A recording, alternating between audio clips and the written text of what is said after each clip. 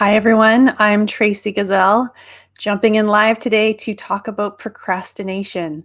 How to improve procrastination. We're going to talk about the neuroscience, the mindfulness, the mindset tools behind procrastination, and what you can start doing today to start improving on procrastination. The reason I'm talking about this is it's such a common complaint of the clients that I work with. They're so busy, their schedules are jam packed. And so anytime that they find themselves procrastinating, it feels like lost time. And so I'm often asked how to improve it. So I thought I would just jump on and share what I normally share with my clients in case it's helpful for everyone here on LinkedIn.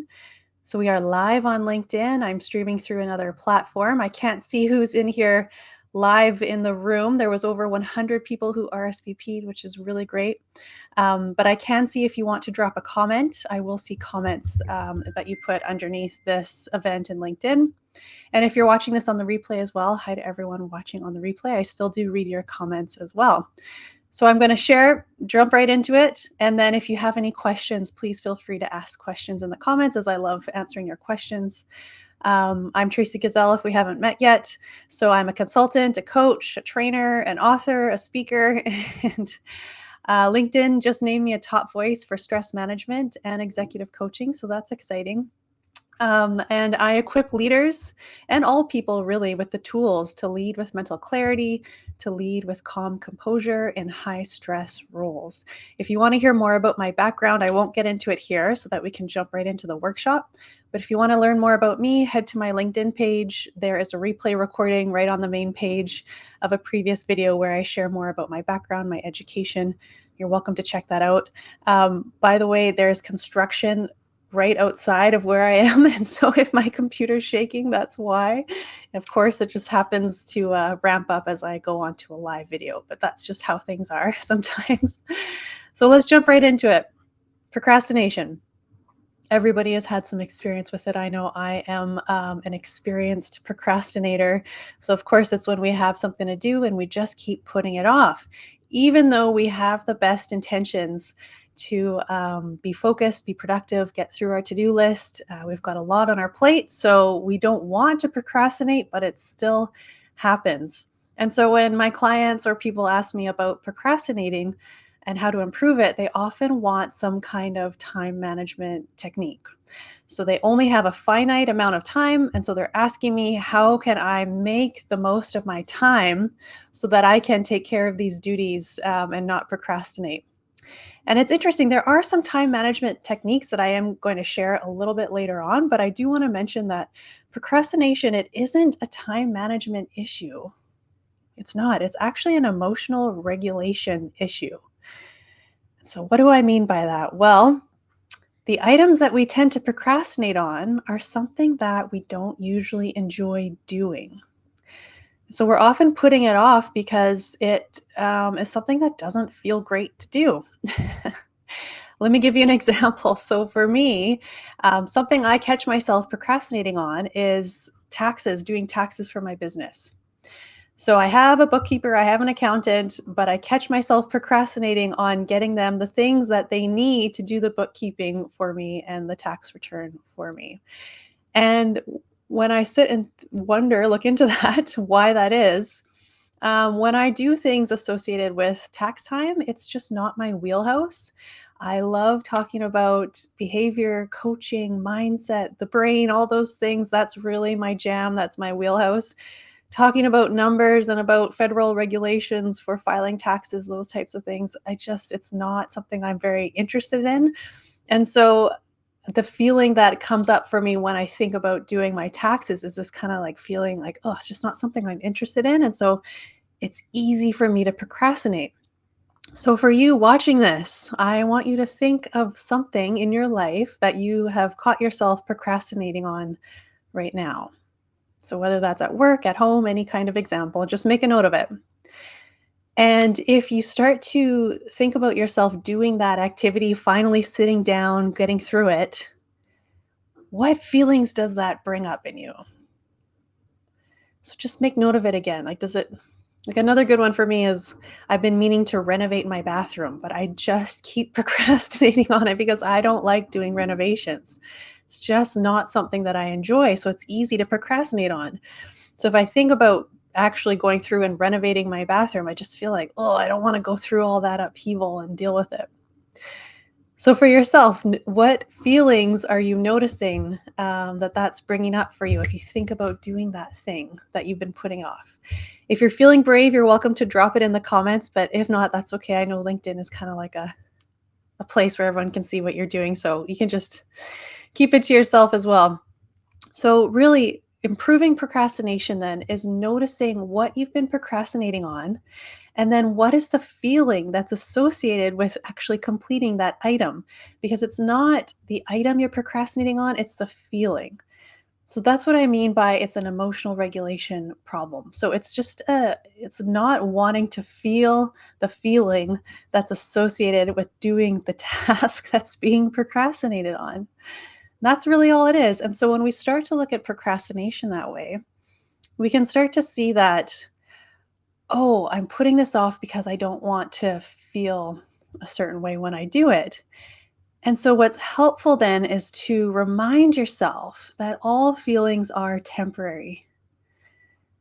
So, any feelings, emotions, annoyance, frustration, I mentioned renovating the bathroom. For me, that just feels like, oh, overwhelming, a lot of work, a lot of upheaval. All those feelings and emotions, they are all temporary. So, this is your reminder that who you really are is calm. Every single person has a calm center inside of them. That calm center, it's always quiet, it's always content, it's always peaceful. It's who you really are. It's how we're engineered. We are that peaceful center. And that's why when meditators meditate, they say, look within, they go inside. Buddhists, everyone, the ancient sages, they say, go within. That's because inside who you really are is calm and is peace and contentment. And then anytime that we feel something that isn't that, like frustration, annoyance, overwhelm, that is temporary because that's when we leave our calm center and then we go and have this other experience, frustration, annoyance, anger, upset, overwhelm, whatever it might be. But it's really just temporary because we always experience those things as temporary emotions. And then there's always a boomerang effect where we always come back to who we really are, which is a calm, quiet, content, peaceful center.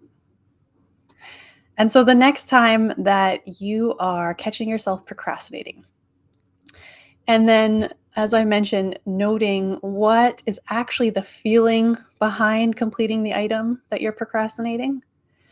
From there, remind yourself, oh, like for me, oh, I'm putting off renovating the bathroom. Okay, it's actually about putting off the annoyance and the upheaval of it. But that experience, the annoyance, the upheaval, it's temporary. So, sure, that will likely happen when I renovate the bathroom, but it's temporary. All of those experiences we don't like to have, the emotions we don't like to have, they are always temporary and we always come back to our calm center. And so if I just do the thing that I've been putting off, then that discomfort will be temporary, and then I'll come back. More of a work situation, as I mentioned, tax stuff for my business that I put off, just being honest, putting everything on the table. That as well, that feeling of it not being in my wheelhouse or something that I just don't enjoy doing, that feeling as well is also temporary. And it's just an experience that often goes with that action, that part of my business. If I just see that as, oh, it's something I have to do, I'll probably feel uncomfortable because I just don't enjoy it, but that's okay. It's temporary and then it'll be done and then I'll come back. So it's starting to get comfortable with being uncomfortable. That's a lot of procrastination and what it's about. We love doing what we love doing, right? Like it's easy to do the tasks that we enjoy. And that's great. But then it's just starting to recognize, well, where are you procrastinating on the parts that you don't enjoy because it feels uncomfortable? And how can we be okay with being uncomfortable for a little while to get the thing done? So I'm going to pause there and just see if there's any questions before I go into the time management tool. So feel free to drop any questions so far in the comments, or if anyone's watching who wants to say hi and let me know where you're tuning in from, feel free to drop a note and say hi. Sometimes I can see them, sometimes I can't. All good either way. But I'll jump right into the time management piece. So this is a little more nuts and bolts, a little more practical. But a really great technique in the time management world is called eating the frog. In case you've heard of it before, it's got kind of a funny name. So eating the frog is all about scheduling first thing in the day, the one thing that you don't like to do. So, whatever you've been procrastinating on, or it's easy for you to just put it off, or it's just this big, hairy thing that you don't like doing, those are usually the items that get knocked down our to do list, even though they may be urgent and they may have a deadline and need to be done.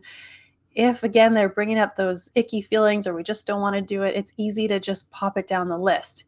The eating the frog technique is about taking that item, the biggest one, the one that you don't want to do, and knocking it off first thing in the day. So moving it to the top of your to-do list, eating the frog, um, checking it off, doing it, accomplishing it very first thing in the day. That way it's totally done.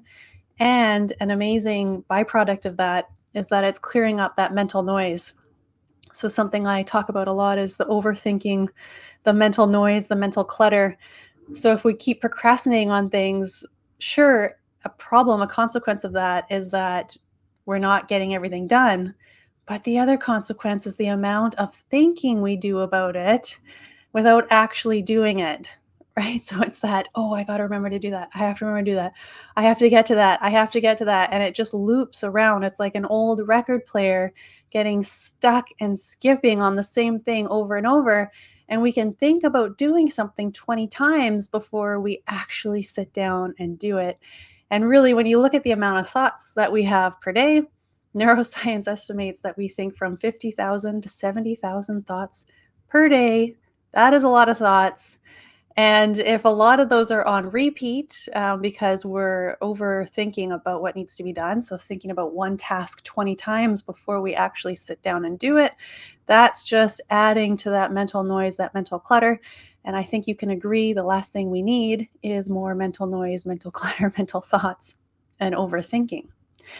And so the tool then of eating the frog, doing that thing, that big hairy thing that you don't want to do first thing in the morning, not only does it get it done, but it also stops you from just thinking about it all day. Like, oh, I got to get to it. I got to get to it. I got to get to it. I got to get to it. So it clears out that mental clutter.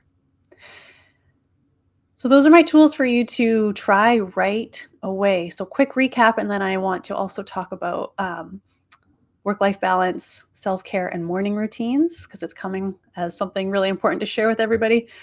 So just to quickly recap, notice what you're procrastinating on these days. You're watching this video for a reason. You're procrastinating. It's okay. I do it too. What have you been procrastinating on? And then what are the feelings, the experience that's associated with that thing you're procrastinating on? What is that discomfort that goes along with it that you've been putting off? And can you recognize then that that discomfort is just going to be temporary, as all feelings, emotions, moods are temporary, because it just means we've strayed from our calm center. And once we do the thing and go through the discomfort, we will come back. So, not to be overly intimidated or uncomfortable with the discomfort, just knowing that it's temporary. You can do this.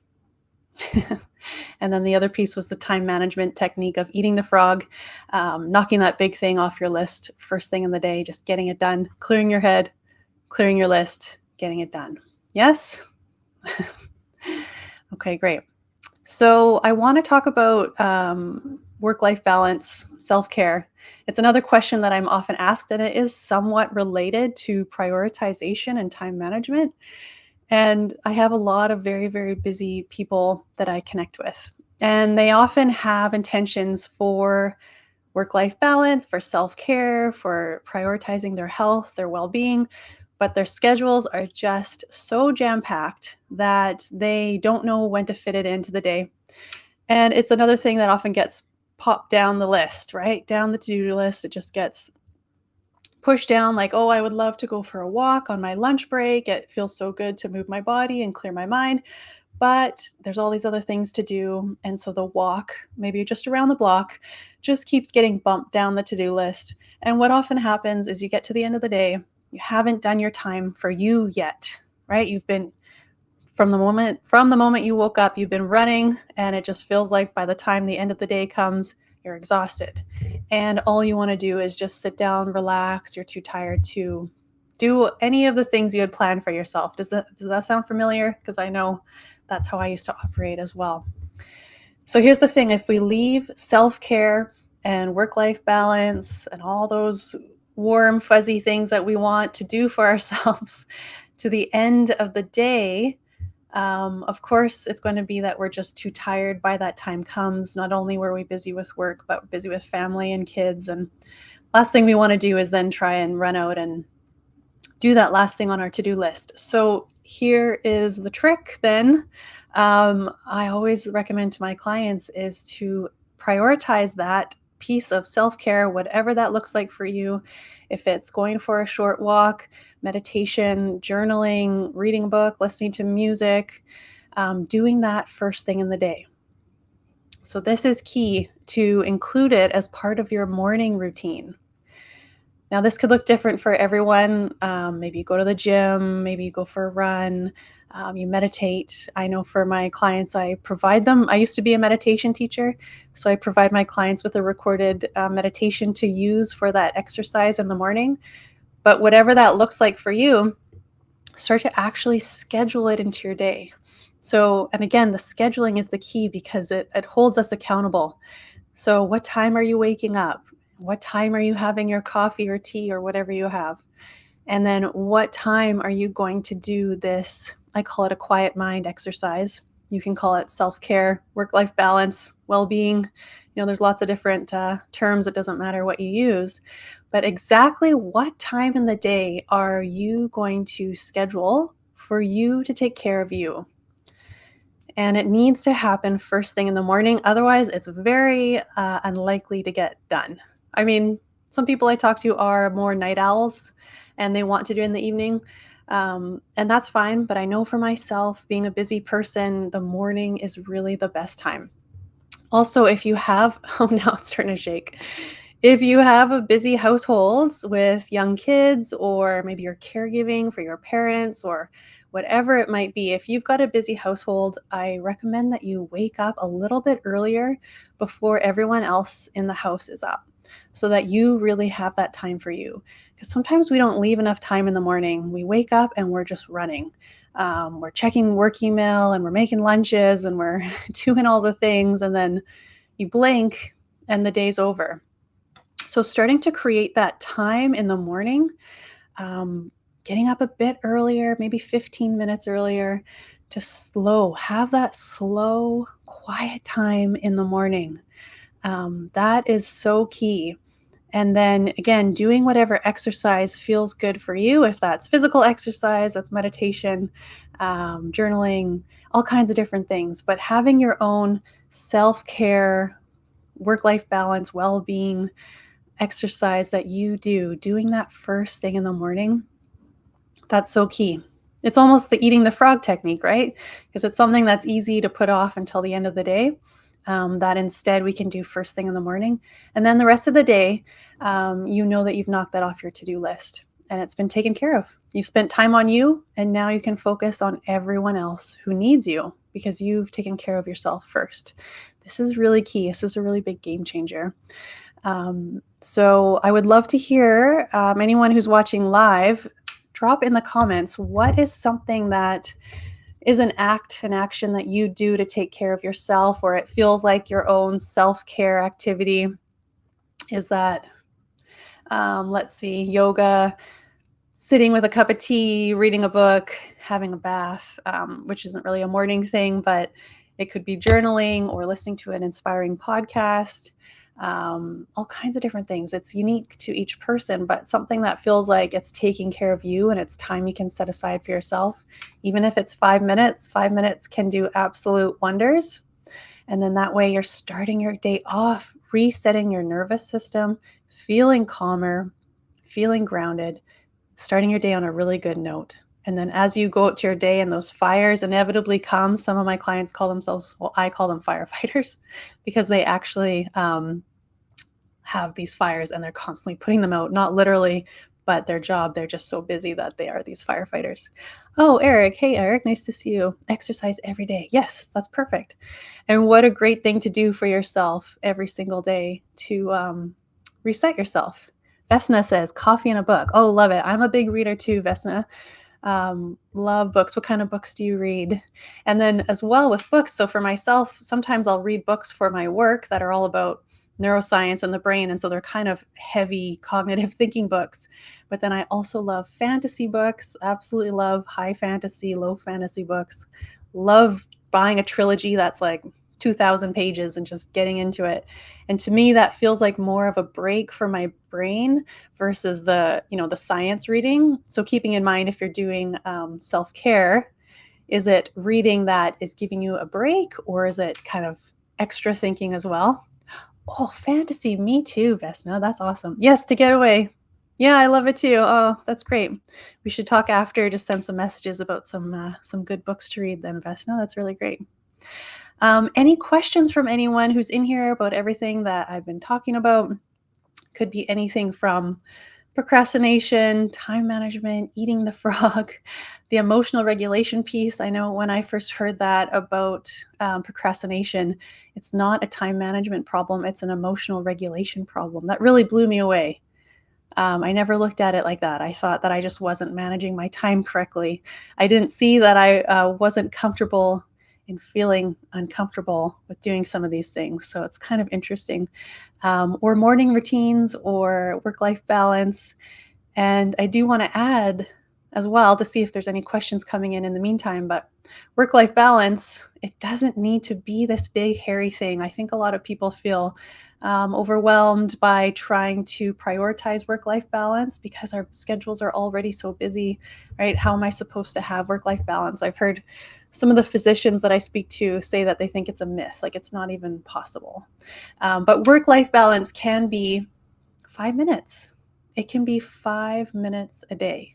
Because as long as you're scheduling that time every single day, ideally in the morning, as I was saying, and you're giving yourself that gift of quieting your mind, feeling calmer, feeling grounded, starting your day on a really wonderful note, sometimes that's just 5 minutes.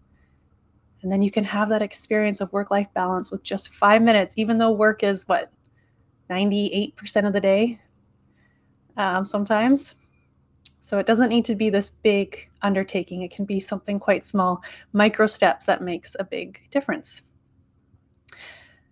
Great. Well, no questions is great too. If anyone has any questions that they don't want to publicly put out, just send me a private message. I'm so happy to answer any questions at all. And thanks to everyone who's watching live. Thanks to Eric and Vesna for chiming in, and thanks to everyone on the replay as well.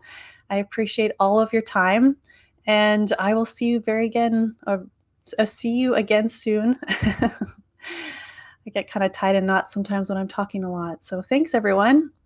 Take care. And here's to no procrastinating and enjoying your day more and more with a calm and clear and quiet mind. Take care. I'll see you in the next video, okay? Bye for now.